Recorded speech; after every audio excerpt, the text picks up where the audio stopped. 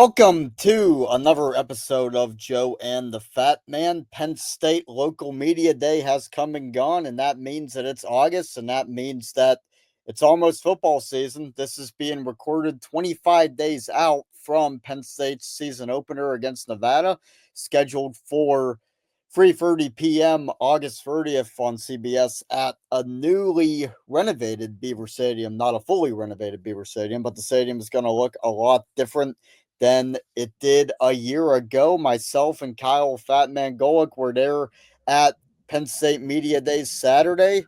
Jay Hallahan was not at Media Days, but he is a regular contributor to this show, not just on camera, but behind the scenes. He's responsible for getting this out, and we always appreciate him. But Kyle, we were both at Media Day. My focus was on one specific position group, which I'll get to later. But you focused on the defense, but you moved around a little bit. Tell us about what stuck out to you about not necessarily what James Franklin said, because that's not the big part of Media Day, but what we got in the breakout sessions, which for those who don't know, for about an hour, we can talk to any Penn State player or coach we want to, aside from the true freshmen who are not available to media.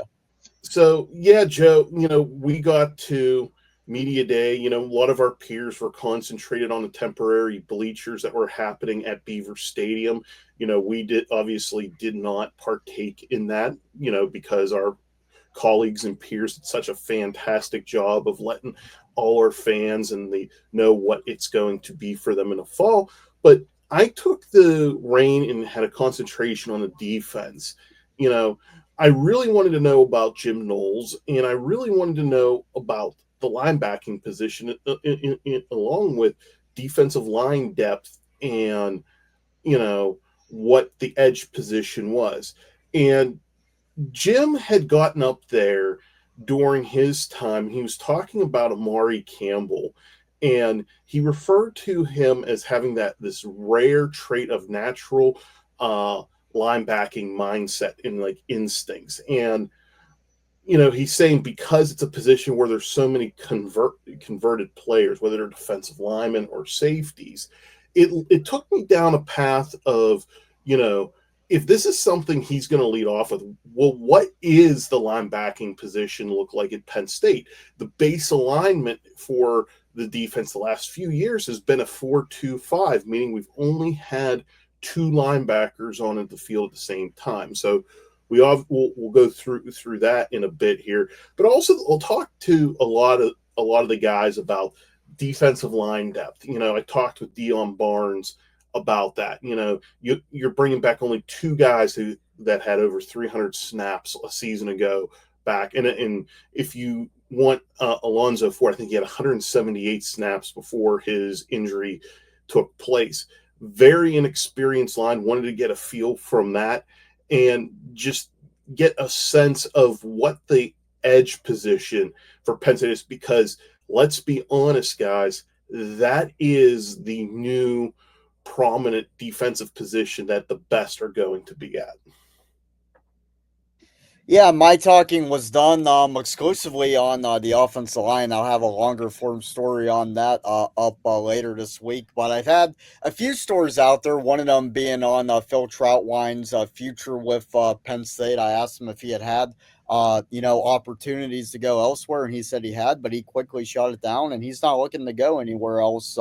He didn't rule out ever leaving Penn State, but he did say that for now he's not really thinking about it. And I also wrote about Penn State's offensive line depth, which Troutwine asked Troutwine how many guys would he be comfortable with playing in the Big Ten game right now, and he said 8 or 9, but he wants to be 10 by the end of camp. And if you do the math, there's 5 regular starters on the O-line mainly, so you got 2 of every position right there, and that's pretty darn good. But something that Troutwine said that I didn't even really notice at the time, but listening back to the interview, I did notice it.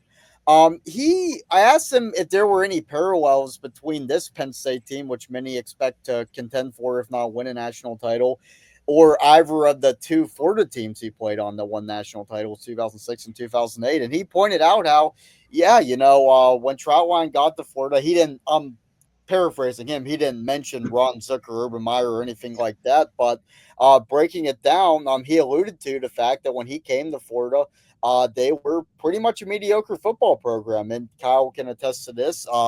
He started his career with Ron Zook in 2004. That's after that season, Ron Zook got fired. Urban Meyer comes in 2005, doesn't go great, and people are starting to wonder about Urban Meyer. And then 2006, they win the whole thing. 2007, Tebow wins the Heisman Trophy. They win the whole thing again in 2008.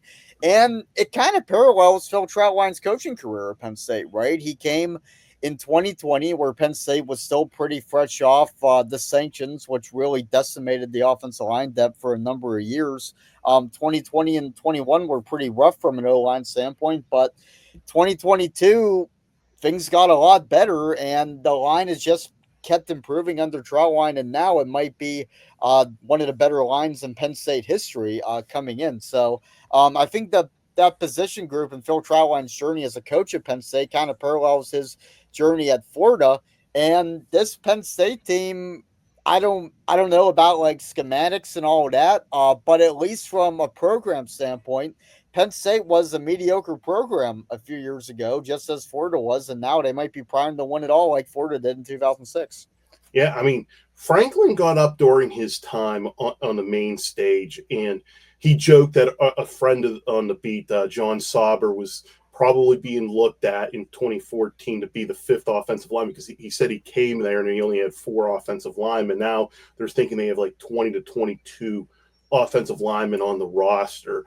It's impressive the work it's doing, but when you talk to guys like Nick Saban and Urban Meyer, and you listen to them talk, and you want to know when the programs begin to turn the corner is when they get elite in the trenches. And right now, it's no coincidence. Penn State is elite in the trenches. Even when you start going back in kind of like the first stanza of James Franklin's time here at Penn State, the offensive line cost Penn State in the absolute biggest moments. Go back to 2017 Ohio State at the shoe, where Penn State had 35-20, 38, 27 leads, like double-digit leads at the shoe. And when they needed to get a first down, when they needed to get stuff from their skill players, there was no push up front being able to do that. In a lot of ways, I always say to people, the 2016 team was always kind of like a blessing and a curse because they were ahead of schedule, but in that offensive line gelled well enough to get them there. But you could see when you get into 2017, 18, and 19, those lines weren't there. And consequently, in 20 and 21, that's when we saw everything bottom out. The job Troutline has done, and I think I said this to you on Saturday, Joe, is when you look at the landscape of college football, when you look at what a head coach has to deal with today, and even to an extent, even a coordinator, it's not like it was,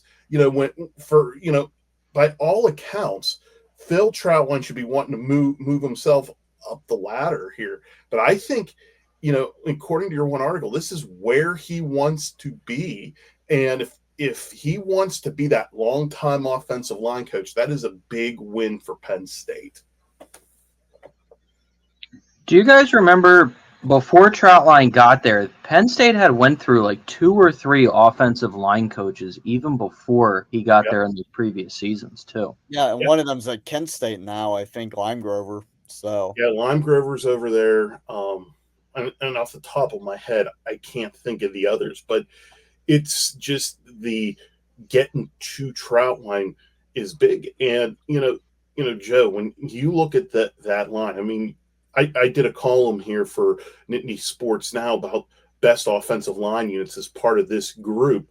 There's 2 units that always come up when Penn State fans want to talk best offensive line units.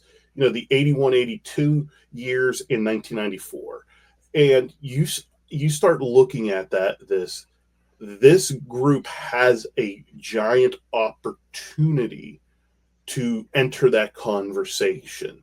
So, time will tell if they're there, but the makeup's all there, and the Joe Moore Award is legitimately in the sights of this group.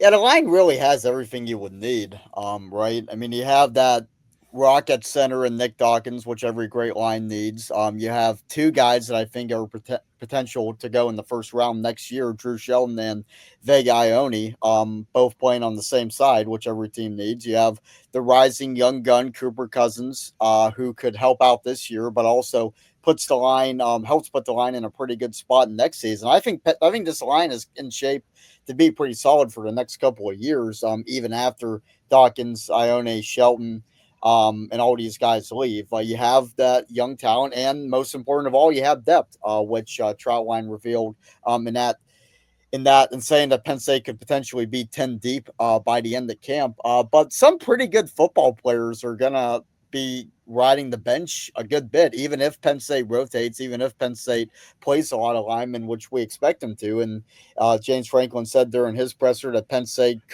probably is going to use 6 offensive linemen. So that's all at times what it used last year. But still, Javen Williams is a guy that didn't want to be a rotational player by year 3 as a 5-star. Alex Birchmeier didn't want to be a rotational player. TJ Shanahan didn't lead Texas A&M to become a rotational player. But that's what these guys are going to have to be in order to succeed in this Penn State offensive line. And when good football players start sitting on the bench more than they would elsewhere, that's a sign that you're doing something right. And it's Penn State's about to enter a reload stage. I mean, and that's the one thing that they can sell to Williams and Birchmeier and Shanahan, and maybe even Cooper Cousins is on the bench this year. Yeah, I think Donko's your starting right guard week 1. Yeah, I mean, Franklin was talking about Donko, and his versatility, and I think Rucci's kind of setting himself at that position at right tackle. So, these kids could leave, but at the end of the day, they have to realize the golden opportunity that they have in front of them. They get the experience, and you never know when you could be thrusted into the spotlight. I mean, that's what Nolan Rucci can legitimately say. I mean, he was, firmly behind Donko a season ago prior to Donko's injury, and he really made a name for himself where he's set himself up and living up to his 5-star billing coming out of recruiting. Yeah, and the guy nobody's really talking about here, I don't think, is Drew Shelton. People are talking about Ione because of his size and speed and that pancake against UCLA and what he can do physically. In fact, I was shocked that he wasn't on Bruce Feldman's freak list. People talk about him. People talk about Cooper Cousins, the player that he could be and might start to be this season. People love Nick Dawkins for just his story, how long he had to wait to become the starting center, and really what he's done in the community away from the football field. James Franklin calls him the Mirror State College, and there's a reason for that. But Sheldon kind of gets lost in the shuffle there. I think a lot of that's because he hasn't really had a defined role at Penn State. Obviously, a true freshman, didn't play most of the season. Then Olu Fashanu goes down. He has to step up and ends up starting the Rose Bowl and playing pretty well at left tackle. Year 2, Olu comes back. Sheldon doesn't play as much as a result of that. Year 3, he ends up starting, but I think gets overshadowed by some other guys on the line. But what really struck me is when Phil Troutline said in all his time coaching, whether it be at Penn State or Boston College before that, there's only 2 guys that burned their red shirts at freshman and are going to be playing all 4 years, and Drew Shelton is one of those guys. So that really puts into perspective that this guy is a pretty darn good football player, and even if he ends up in that first round range, Penn State fans might not really notice it because he's a guy that just kind of quietly goes about his business, but he keeps Drew Howard from getting knocked down too. There's a guy amongst us here who was at the NFL Combine and spoke to one Olu Fashanu, and Olu said something about Shelton. And I don't know who. It wasn't me. I don't think it was Jay, but Joe, what happened there? Olu said that Drew Shelton should be better at Penn State than he ever was. So And Olu was selected 11th overall by the New York Jets in the first round. So that speaks volumes about Drew Shelton. So, he might be the unsung hero, but you know what? We know that he's there. And, the fact that Drew's standing up, and this is a team that was explosive, in run blocking and also in pass protection a season ago. Sometimes when you don't hear the guy's name, maybe that's telling you how good he is because he's not doing anything that's getting any sort of limelight at him. And that's usually why, I think it was Keith Dorney who had the full thing going on, the fraternal order of offensive linemen. And, you don't get the credit you want or the limelight, but when you do it right, no one knows who you are because you're just there doing it. And I think that's Drew Shelton to a T. Yep. All right, that's going to do it for segment 1 of Joe and the Fat Man. In segment 2, we'll talk more preseason discussions with where Penn State ended up in the coaches poll. That's coming up on Joe and the Fat Man.